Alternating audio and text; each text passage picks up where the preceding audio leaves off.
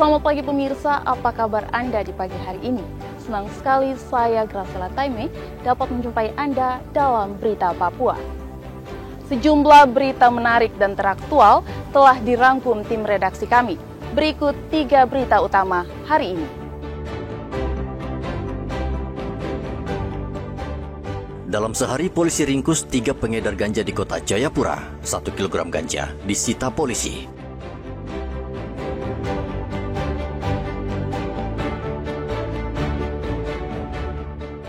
Redam amarah warga Merauke, Telkom akan berikan kompensasi pembayaran internet selama terputus.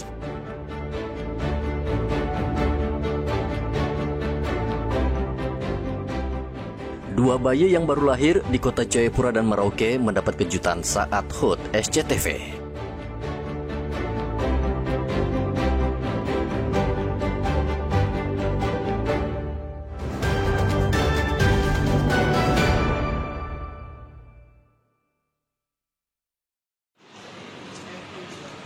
Tim Satuan Reserse Narkoba Polresta Jayapura Kota kembali mengungkap kasus peredaran narkotika dengan menangkap seorang pria yang membawa ratusan gram ganja. Polisi menyergap tersangka pada hari Sabtu sekitar pukul 11 siang di Terminal Mesran, Distrik Jayapura Selatan. Tersangka tidak berkutik ketika polisi menemukan sekitar 400 gram ganja yang diduga akan dijual tersangka.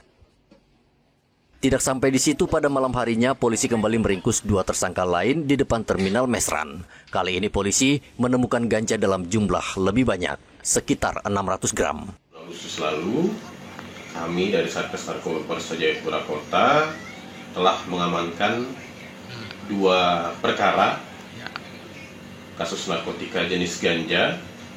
Total yang kami amankan dari 2 kegiatan penangkapan tersebut sekitar kurang lebih 1 kilo.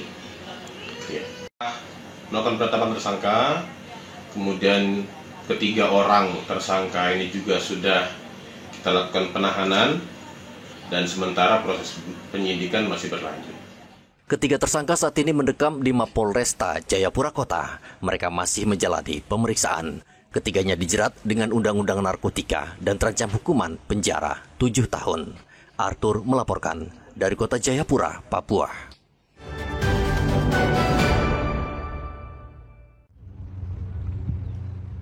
Pencarian seorang pendulang emas yang hilang di Mil 30, Kabupaten Mimika, hingga kini belum membuahkan hasil.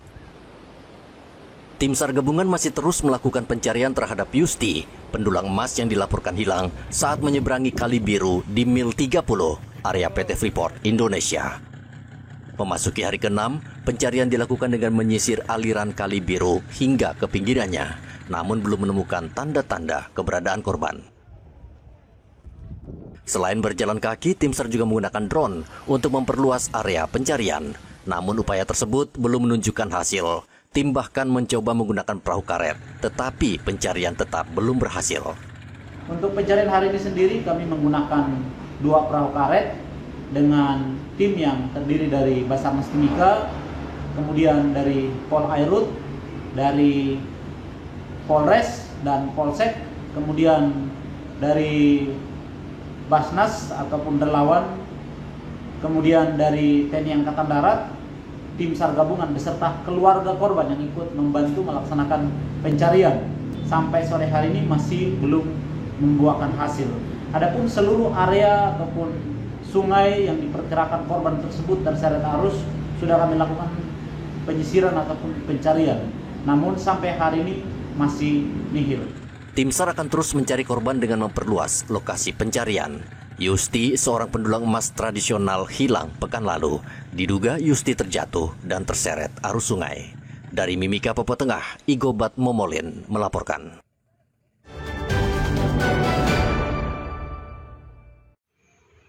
Tiga tersangka kasus pembunuhan sopir angkutan umum di Wamena pada hari Jumat diserahkan ke Kejaksaan Negeri Jayawijaya.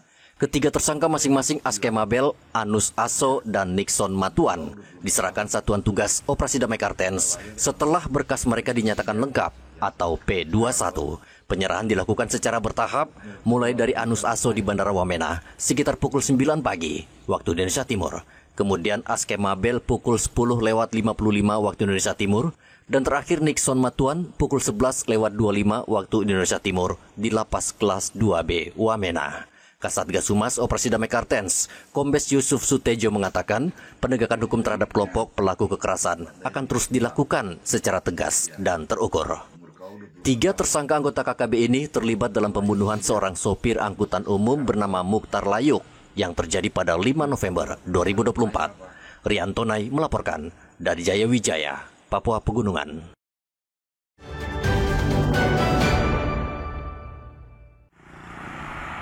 Rusaknya jaringan telekomunikasi di Merauke sejak 16 Agustus 2025 menimbulkan kerugian yang tidak sedikit bagi pengguna layanan. Tentu yang merasakan dampaknya adalah warga yang memiliki usaha dengan mengandalkan layanan internet dan telepon. PT Telkom akan membantu mereka yang terdampak dengan memberikan kompensasi yang besarnya sesuai masa terjadinya gangguan. Kompensasi tersebut antara lain berupa paket 1000 SMS gratis serta penyesuaian tagihan pembayaran. Kepada area-area terdampak ini, pertama memberikan istilahnya paket SMS 1000 per hari gratis, hanya dengan Rp1, gitu ya. Nah, kemudian nanti setelah normal itu akan diberikan paket gratis yang durasinya 1 minggu. Setelah periode gangguan berakhir, Telkomsel juga akan memberikan kompensasi kuota data kepada pelanggan yang berhak sesuai dengan ketentuan yang akan diatur kemudian. Terputusnya jaringan telekomunikasi di Merauke menuai protes luas dari sejumlah kalangan masyarakat, seperti para pengemudi ojek daring. Mereka mendatangi kantor Kominfo dan meminta kejelasan rusaknya jaringan telekomunikasi di Merauke. Kadis Kominfo Merauke Thomas Kimko akan membantu dengan memasang 6 unit Starlink di sejumlah titik strategis di Merauke, termasuk di pangkalan-pangkalan ojek daring.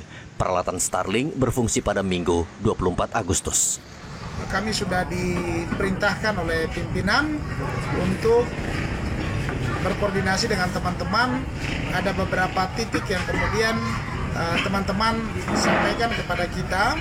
Jadi dari pemerintah daerah menyediakan 6 buah unit Starlink yang kemudian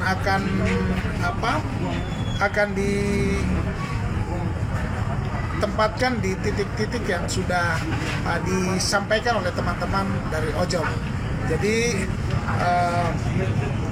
titik-titik yang sudah diusulkan kepada kami dan Starlink sudah kami siapkan dan kami sudah aktivasi.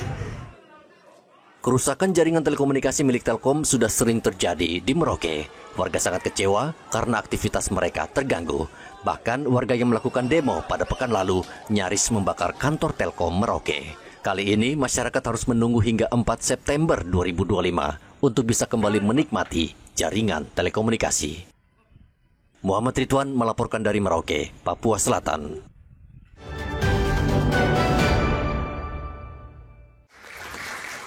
Sebagai bentuk kepedulian terhadap pendidikan di Bumi Cendrawasih, Balai Penjamin Mutu Pendidikan meluncurkan aplikasi digital berbasis website. Aplikasi ini bernama Kawan Setia Berbagi Informasi atau KASBI. Aplikasi ini berisi informasi terkait kurikulum serta referensi 8 program prioritas Kementerian Pendidikan Dasar dan Menengah.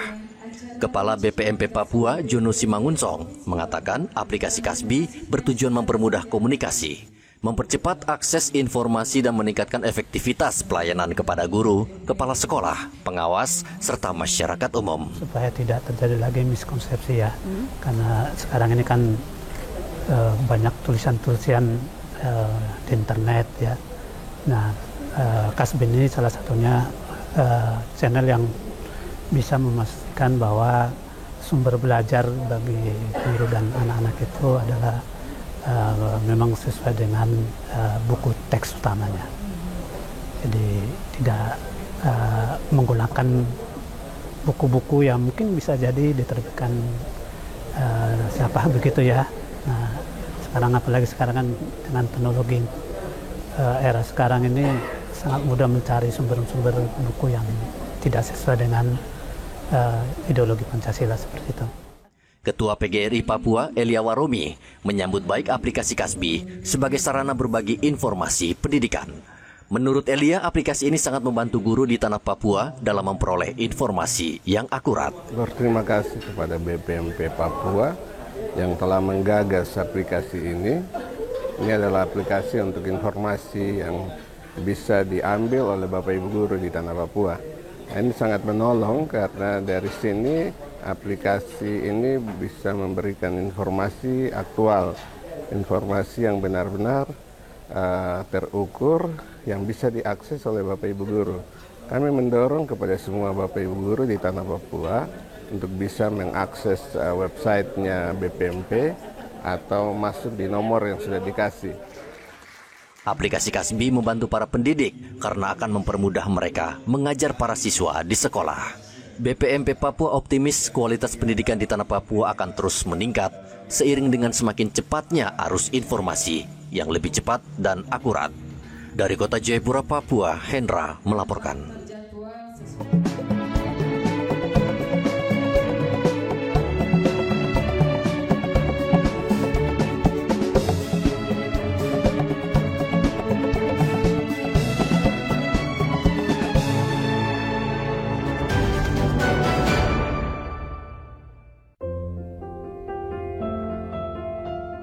Minggu 24 Agustus 2025 menjadi momen penuh kebahagiaan dan keajaiban bagi keluarga di Jayapura.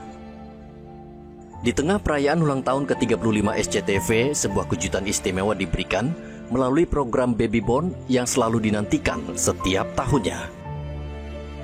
Pasangan yang beruntung tahun ini adalah Wantinela Runtunewe dan Robert Lisapali, warga Kota Jayapura, Papua. Keduanya merayakan kelahiran putri pertama mereka yang lahir sehat bertepatan dengan hari istimewa SCTV. Kalesta Beverly, sang bayi cantik, lahir dengan panjang 47 cm dan berat 3,2 kg pada hari Minggu di Rumah Sakit Umum Daerah Dok 2, Jayapura. Proses persalinan berjalan lancar. Wanti yang merasakan kebahagiaan luar biasa tidak bisa menyembunyikan rasa haru dan terima kasihnya. Meskipun suami tercinta, Robert, tidak dapat menemani saat persalinan, namun keberadaan SCTV di momen spesial ini membuat kebahagiaan mereka semakin lengkap. Sebagai bagian dari kejutan, SCTV memberikan hadiah berupa uang tunai sebesar 5 juta rupiah, serta perlengkapan bayi yang dibutuhkan untuk menyambut kehadiran sang buah hati. Keluarga ini sangat bersyukur, dan Wanti mengucapkan terima kasih yang mendalam kepada SCTV dan sponsor yang telah ikut berpartisipasi dalam kebahagiaan mereka. Terima kasih SCTV. Terima kasih Nari. Terima kasih Agiziti. Terima kasih Moel. Selamat ulang tahun yang ke-35 untuk SCTV. Program Baby Born adalah sebuah program rutin yang digelar setiap tahun oleh SCTV untuk merayakan ulang tahun stasiun ini. Dalam program ini, pasangan yang beruntung mendapatkan bantuan biaya persalinan dan perlengkapan bayi. Tim Liputan melaporkan dari Kota Jayapura, Papua.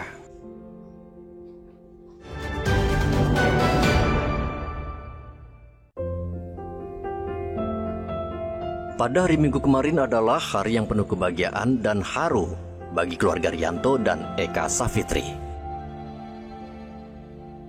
Setelah menantikan momen yang penuh harapan, akhirnya sang putri pertama mereka, Sahira Medina Rianto, lahir dengan selamat di Rumah Sakit Umum Daerah Merauke. Dengan panjang 40,6 cm dan berat 2,8 kg, bayi mungil ini mengisi hidup mereka dengan cinta dan kegembiraan yang tak terungkapkan.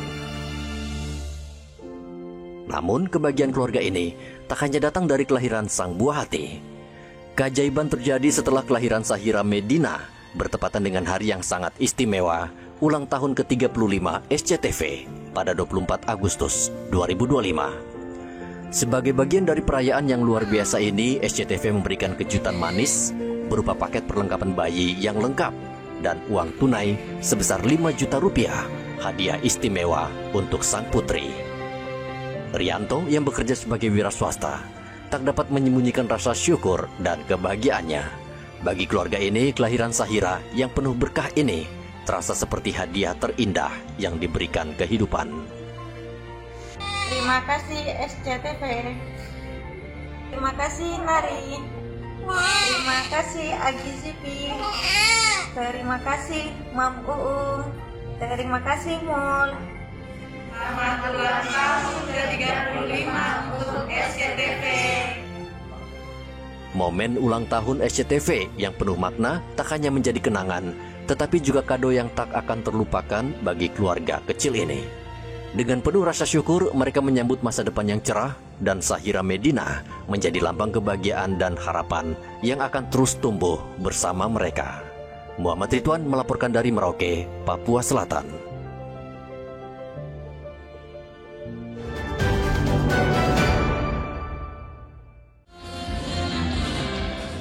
Skuad Persipura Jayapura untuk kompetisi Pegadaian Championship musim 2025-2026 resmi diperkenalkan dalam acara launching di Kota Jayapura pada hari Minggu.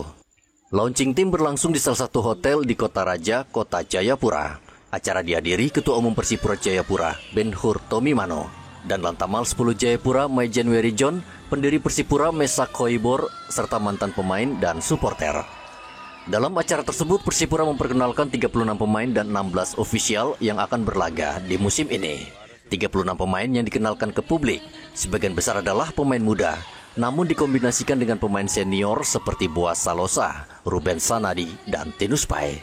Selain itu juga Persipura Jayapura merekrut 3 pemain asing dan siap untuk berlaga di Liga 2 musim ini. Skuad Persipura diharapkan mampu menjawab harapan masyarakat Papua untuk mengembalikan mutiara hitam ke kasta tertinggi sepak bola Indonesia. Yang penting adalah proses menuju target itu. Perjalanan kita ke sana. Ini yang saya bilang. Ayo mari semua masyarakat, supporter bersama Persipura yang saya bilang tadi juga era baru berjalan bersama dengan kami. Ya karena kami lihat di Liga 2 musim ini bukan seperti kalau di Liga Champions League musim ini bukan seperti Liga musim-musim lalu. Banyak di grup kita sendiri ada 4 atau 5 tim yang ex mantan Liga 1 dan jadi sangat sengit dan lebih lama juga. Untuk perihal masalah mengenai latihan TC dan hasilnya kurang memuaskan, mungkin tujuan utama TC bagi saya bukan untuk menang, untuk mencari komposisi pemain. Dan kita juga bisa lihat, kita punya musim ini 36 pemain. Buat saya yang pertama, Persipura adalah kebanggaan kami masyarakat Papua. Dan itu memang kecita saya untuk harus membela tim ini. Ya puji Tuhan, pada saat saya kemarin di Jogja, di Wates, ya, pelatih mengumpulkan kami semua pemain dan juga seluruh ofisial. Ya komitmen kami 1 bulan bahwa kami akan membawa tim ini kembali ke Liga 1. Skuad Mutiara Hitam akan melakukan di laga perdana Liga 2 yang akan digelar pada awal September mendatang menghadapi tim asal Sulawesi, Persipalu. Riantonai melaporkan dari Kota Jayapura, Papua.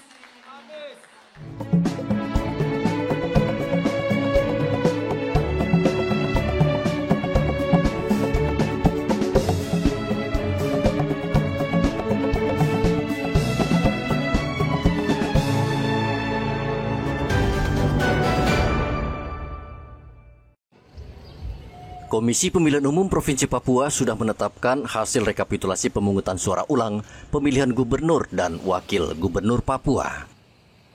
Meski ada protes dari salah satu pasangan calon, situasi di Kota Jayapura saat ini kondusif, aman, serta tidak ada gangguan. Sejauh ini masyarakat tidak terpancing dan terprovokasi dengan isu negatif. Kapolresta Jayapura Kota Kombes Fredrikus Maklarimbon mengapresiasi masyarakat yang ikut menjaga keamanan dan ketertiban selama proses pemilihan suara ulang hingga pleno tingkat provinsi. Polisi masih berjaga-jaga di sejumlah titik strategis untuk mengantisipasi kerusuhan. Pasca pleno tingkat provinsi yang sudah ditetapkan kemarin kurang lebih 2 hari lalu, saat ini situasi kondisi di Kota Jayapura aman terkendali, aktivitas masyarakat berjalan normal. Ini yang kita harapkan dan kami berterima kasih kepada seluruh elemen masyarakat yang mana sudah sama-sama bisa menjaga ketertiban dan keamanan di Kota Jayapura. Ini sudah modal awal yang baik untuk bagaimana ke depan kita bergandengan tangan untuk bisa membangun Kota Jayapura yang lebih baik ke depan. Polisi menghimbau warga tetap beraktivitas seperti biasa dan menyerahkan proses Pilkada Papua ke tingkat lebih tinggi untuk diputuskan siapa yang akan memimpin Papua selama 5 tahun ke depan. Dari hasil rekapitulasi, Komisi Pemilihan Umum menetapkan pasangan calon nomor urut 2 Matius Fakiri Aryo Kurumaropen unggul dengan memperoleh sekitar 259.000 suara atau 50,4%. Sementara pasangan Ben-Hur Tomimano Konstan Karma memperoleh sekitar 49,6% suara. Arthur melaporkan dari Kota Jayapura, Papua.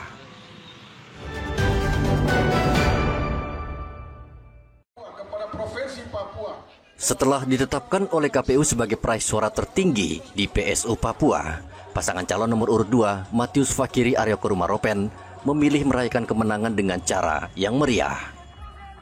Ratusan kendaraan berkeliling Kota Jayapura dalam pawai kemenangan yang diikuti ribuan orang.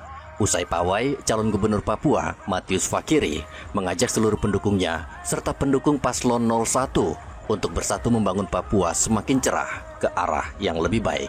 Saya sangat berterima kasih dengan semua keluarga besar saya tadi. Saya mengajak semua keluarga besar untuk terus menjaga kedamaian dan ketentraman, ketenangan daripada kemenangan ini. Kita menang berarti bukan menyakiti atau menyindir yang lain.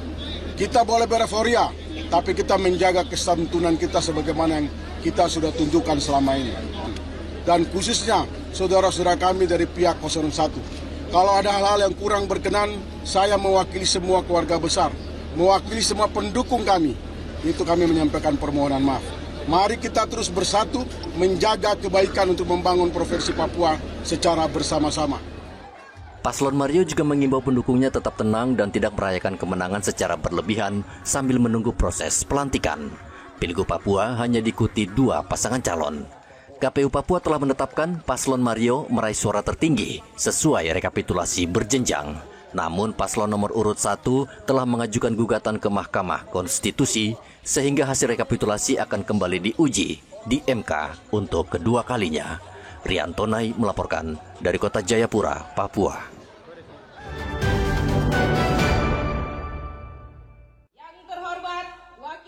Hasil rekapitulasi suara tingkat provinsi pada pemilihan gubernur Papua telah resmi ditetapkan. Paslon 01 Ben-Hur Tomimano Konstan Karma menyatakan akan membawa hasil rekapitulasi ini ke Mahkamah Konstitusi.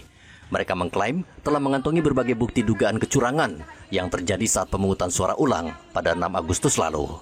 Namun, BTM juga mengkritisi pelaksanaan PSU yang dianggapnya penuh dengan kejanggalan. Ia menyoroti adanya penghapusan angka-angka suara dengan tip X yang merugikan rakyat Papua. Tanpa peduli hujan atau panas, kita melihat orang-orang tua yang rentah duduk di rumahnya berdoa dalam kesunyian malam. Semua itu adalah bukti demokrasi sejati lahir bukan dari istana megah,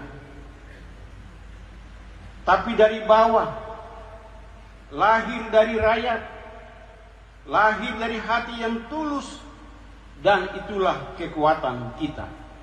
Kita tidak lagi menghitung luka, karena yang lebih penting adalah menjaga harapan. Kita tidak lagi mengulang cerita yang melukai hati, karena kini kita melangkah dengan satu tujuan, menjemput kebenaran di Mahkamah Konstitusi. BTM juga mengingatkan pentingnya menjaga persatuan dan menghargai aparat yang menjalankan tugas dengan netral. Usai melakukan registrasi pendaftaran di MK, paslon BTM CK diberikan waktu sekitar 2 pekan untuk mengumpulkan bukti-bukti. Selanjutnya akan bersidang di MK pada awal September mendatang. Pekan lalu, KPU Papua telah menyelesaikan rekapitulasi berjenjang tingkat provinsi dan menetapkan hasil paslon Matius Fakiri unggul sekitar 4.000 suara dari lawannya Ben-Hur Tomimano Konstan Karma. Rian Tonai melaporkan dari Kota Jayapura, Papua. Pemirsa, informasi tadi sekaligus mengakhiri jumpa kita dalam Berita Papua. saya Graciela Taime mewakili kerabat kerja yang bertugas menyampaikan terima kasih, selamat beraktivitas, sampai jumpa. Wanyambe.